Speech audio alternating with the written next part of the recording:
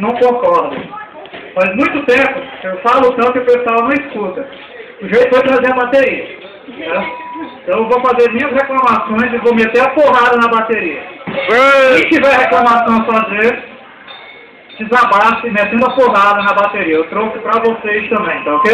Valeu, Macaio! Tá com raiva de pessoa, por exemplo? Mau cheiro. Bate o pau aí.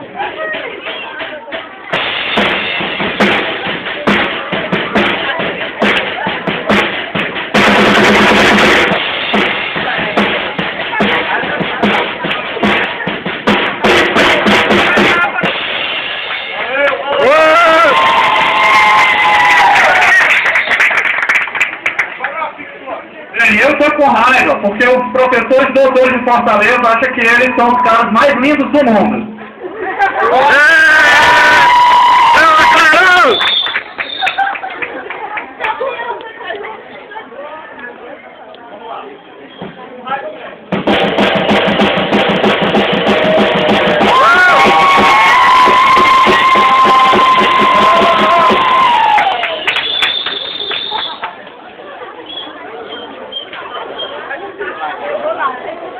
Quem mais está com raiva? Quem mais?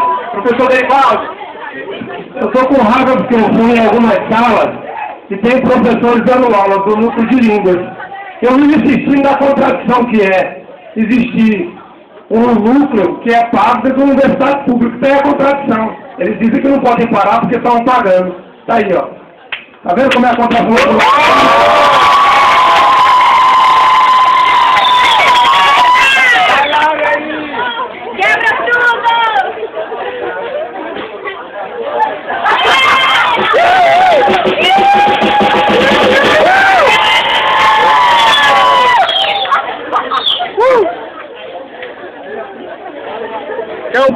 Quem mais está com raiva? Quem mais? Pois bem, a Cássia está com raiva, deve ser de mim. Vai lá, você está com raiva?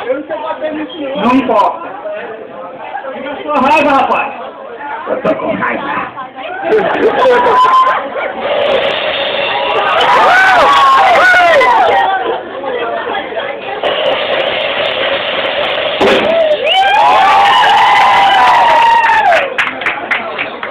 Então, pessoal, primeiro o professor vai dar uma aula aqui. Todo mundo vai dar um pedaço da sua aula hoje por conta da manifestação, ok? Então, primeiro o professor Derivaldo. O professor Pereira quiser ir na frente, eu cedo, não tem problema nenhum. Quem é transferência? Os demais professores estão convidados também a dar um pedaço da aula aqui, ok? Alô? Vamos lá. Quanto tempo, professor, o senhor terá? 15 minutos. 15 minutos. Deixa eu marcar no cronômetro aqui. Eu quero uma salva de aula pelo meu amigo, professor Edson.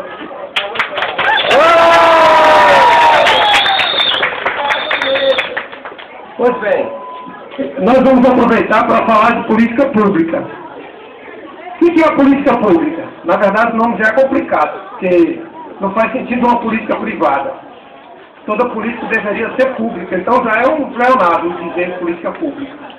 Mas vamos entender o efeito da política pública na força da FECLESP. A professora Tereza chegou indignada aqui essa semana. Dá para tirar esse piozinho, não, esse negócio chato, sério. Ó, melhorou. Pronto. Tereza chegou indignada aqui essa semana porque a UES vai acabar com o curso de bacharelado em biologia. Isso lá no Itaperi. O que isso tem a ver com a posse e com a política pública? Bem, o que nós estamos fazendo na FECLESP? Isso aqui é uma unidade que forma professores. Vocês estão sendo formados, de maneira geral, para ensinar. E, de maneira bastante genérica, para ensinar filhos de trabalhadores, de agricultores.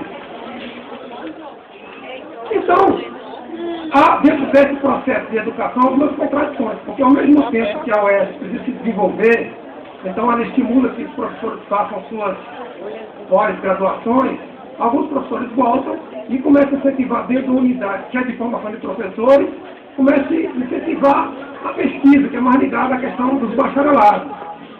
Então nós temos que ver com essa contradição. Se, por um lado, a UES incentiva a nós que sejamos apenas professores, pelo outro lado, existe a contradição de que, pelo próprio desenvolvimento, nós acabamos virando pesquisadores.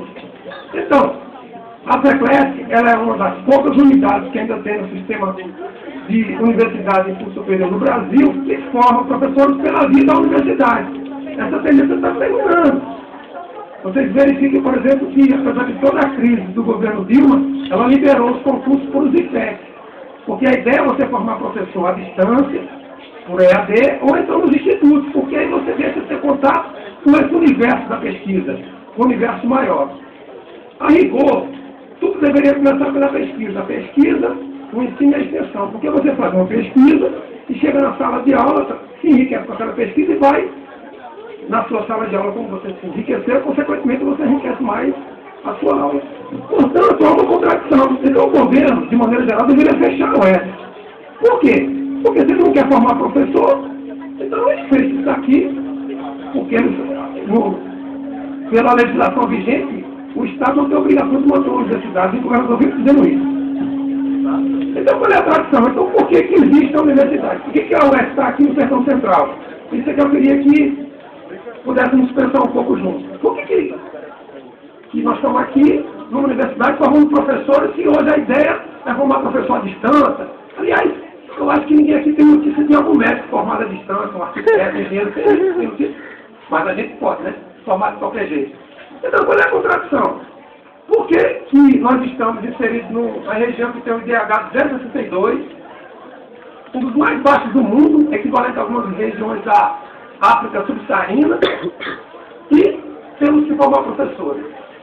A primeira indagação que eu faço, não para responder, para refletir, é que, de maneira geral, as políticas públicas dessas escolas profissionais, que quer que o filho de trabalhador vá servir a um mercado de trabalho só apertando o botão e não pense no que está fazendo, precisa de professores. Então, vai precisar da gente para dar linha nessa pipa, para continuar fazendo esse serviço de formar pessoas sem pensar. Então, aqui há uma grande contradição, porque o professor, ele, ao mesmo tempo que ele é apenas mão de obra, que é formado apenas para ir didaticista, para a sala de aula, para fazer dinâmica, para fazer... Eu, uma vez, fui fazer um curso, Macari, tinha uma professora que disse que eu tinha que fazer um negócio de uma biodança, e que era todo mundo deitado assim no chão, e eu tinha que sair me esfregando um pouco de um lado para o outro, só deu outra conta. A professora não ficou chegar do lado de lá, está escuro abaixo, só o tempo que eu estou sem namorado, não fica certo esse negócio aqui não. Então hoje, estamos atrás na educação dessas ferramentas. Ninguém está querendo que vocês pensem. Então aqui é uma contradição, porque aqui é um dos únicos espaços que eu quero que possamos pensar juntos, onde se forma professor e ao mesmo tempo se forma pesquisador. Veja, vocês acham que uma universidade como a Católica tem interesse de formar professores, de abrir vestibular para professor? É claro que não. Claro que não. Então, o reduto que tem é esse. E aí a gente fica trabalhando num lugar, em um mundo como esse, que não tem nada, nem cara de universidade, de jeito nenhum. E aí a gente tem que se levantar contra isso. E o que isso tem a ver com a força monetária? Não só a força, mas as péssimas condições. O professor Macário tem um equipamento aqui, um pelas costas, muito interessante, e ele não tem onde guardar, por exemplo. A professora Tereza Cristina não tem onde atender os seus estudantes. O professor Edson não tem onde os equipamentos dele que ele usa nas experiências matemáticas são todos feitos com material reciclado, feito à mão. Então a gente tem que se virar. E aqui nós aprendemos a nos virar. Consertamos o piano, aí a gente agora vai fazer vaquinha para consertar a porta, fazer vaquinha para consertar o muro, etc. Eles não estão nem aí para isso. Então tem que dar um basta nisso. Na verdade, para a gente terminar aqui a minha primeira participação, essa política pública ela é feita de alguma maneira para intertravar esse processo. Vejam, com 3 anos eu tenho 12? Tenho 10, ótimo. Veja, a gente só vê na política pública educativa que tem que formar para o mercado do trabalho. Formar para o mercado de trabalho. Ninguém escuta, ninguém dizendo que tem que formar para pensar. O professor Yuri ontem disse brincando assim, mas para que droga é essa? A gente vem para cá, ninguém vem para estudar, ninguém vem para pensar. Vem para pegar a porcaria de um diploma para ir ganhar um salário miserável. Óbvio que a gente precisa de sobreviver. E dentro desse processo de sobreviver, cada dia que passa nós estamos pensando menos. Eu vou relatar um fato que aconteceu na turma minha. porque para mim é agravante, já disse isso, não é segredo, que eu, no curso de graduação, os estudantes não sabiam, pela metade do curso, que é a Península Ibérica. Isso é extremamente grave, porque eles estão conseguindo fazer com que a gente torne professores. Aí o que acontece? Aquele professor que é bem intencionado, tenta fazer alguma coisa, mas aquele maluco está nem aí, não vem dar aula, manda a caderneta por telefone, por molecular, por celular, por fax, por de jumento. E vocês estão aceitando isso, vão deixando isso para lá. Alguns países o que acontece? Cada dia que passa, vocês estão sabendo menos. Talvez que vão conseguir seus empregos. Possivelmente, porque não vai faltar emprego para a profissão de maneira nenhuma.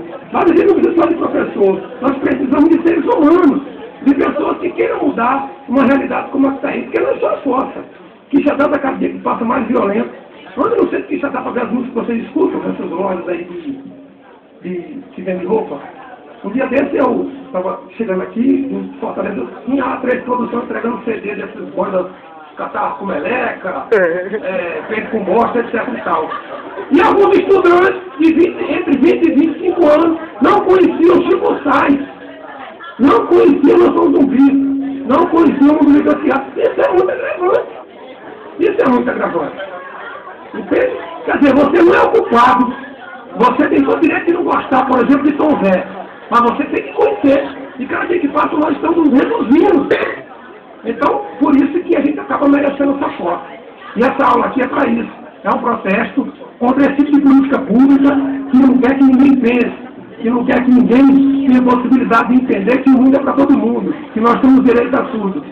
Do mesmo jeito que o francês tem direito ao sobretudo da galinha choca, nós temos direito da Torre Eiffel. Muito obrigado.